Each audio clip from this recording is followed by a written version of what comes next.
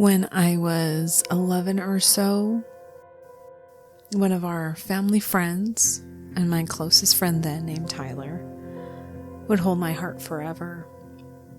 He originally started coming over as a buddy of my brother David, but he quickly started to defend me from verbal abuse when I used to get berated by my brother.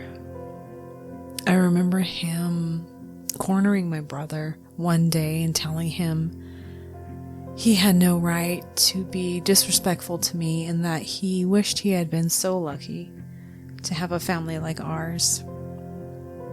He was like an older brother to me and always made it a point of being my protector. The house we were living in at the time was where his family lived before us. It was over 100 years old and an old farmhouse. Where we were living at the time, the town's drainage ditch surrounded our house, so there were 3 days in a row we had walked to our house and found abandoned baby ducks. Whenever he found them, he'd pick them up and run to the house as fast as he could. He'd get about 10 feet from the house and start yelling that he had a present for me. When I got outside, he'd just have his hands balled up and the biggest and proudest smile I'd ever seen, just to present me with these itty-bitty ducklings. He said they lost their mama and they looked so scared, and you were the only one who came to mind that would make sure they were loved and completely safe. From the start, our friendship was fueled by our country music arguments. He loved twangy chords and heartache stories, but I couldn't understand them. Every time a country song played, our teasing would begin. My dramatic groans and his excited defense. We had a running joke about how much I hated country music and how much he loved it. It wasn't just about the music, but the memories we created around it. From the moment I noticed the change in Tyler, a heavy weight settled in my heart. I was the first in the family to sense that something was wrong. It was obviously in his eyes. Those once lively windows to his soul now reflected restlessness and a certain defeat I had never seen before. Tyler's spark was gone. Instead of his normal bright smile, he looked sleepless and detached. I became worried as the hours passed. This weight persisted all day, but I couldn't understand why. I realized the reason. I was nervous when my mother, pale and teary, approached us with a family message. Her voice quivered as she hugged my sister and me and told us Tyler was gone. I didn't know it at the time, but later found out that he had done it to himself. I was devastated. I was in awe and disbelief, crying hysterically. Why Tyler? That same night, something felt different in my room. Different, yet very familiar and safe. So I started trying to talk to it. I sat down on the foot of the bed, turned my radio down, and said, "I know it's you. I missed you, Tyler." That's when I felt the warmth around me, weighing on my body like a comfortable blanket, as if he were hugging me. After my contact with him, there were times I would find my radio changed to his favorite station. Strangely, the station never was clear. Though covered in static, the sound of an acoustic or electric guitar could occasionally break through.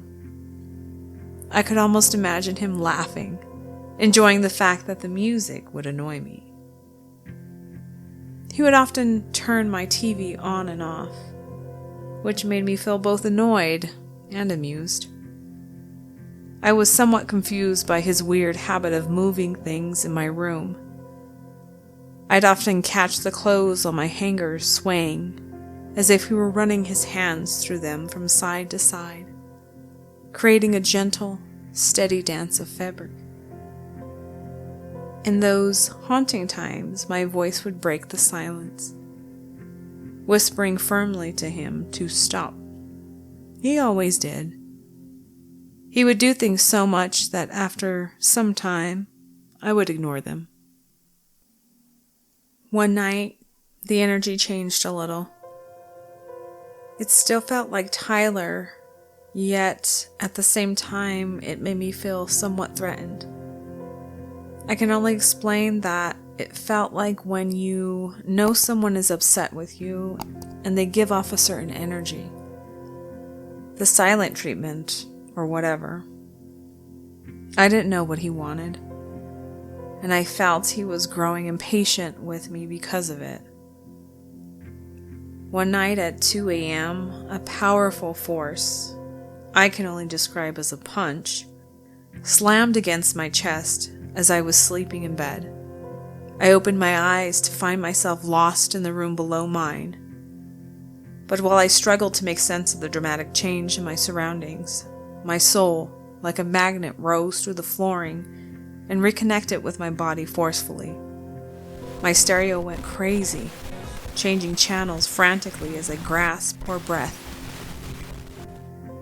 The next day I sat down on my floor and told him whatever he did scared me, but I was okay. I told him I loved him, and I was never going to forget him. I let him know I was going to be okay because I am strong, and I will never let him down. He will always be my best friend, and the brother I always wanted. I let him know my heart will never, ever stop loving him. But it was time for him to go.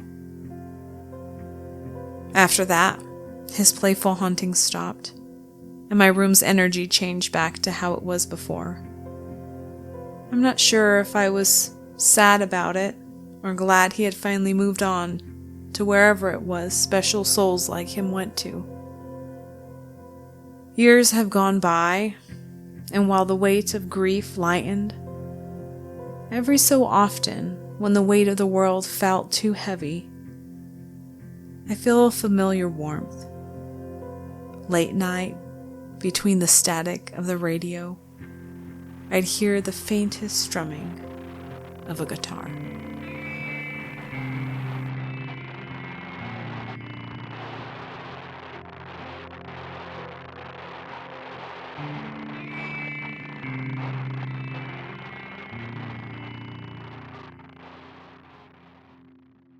We hope you enjoyed the story. Stay safe and remember, the scariest stories are the ones we live through. Until next time.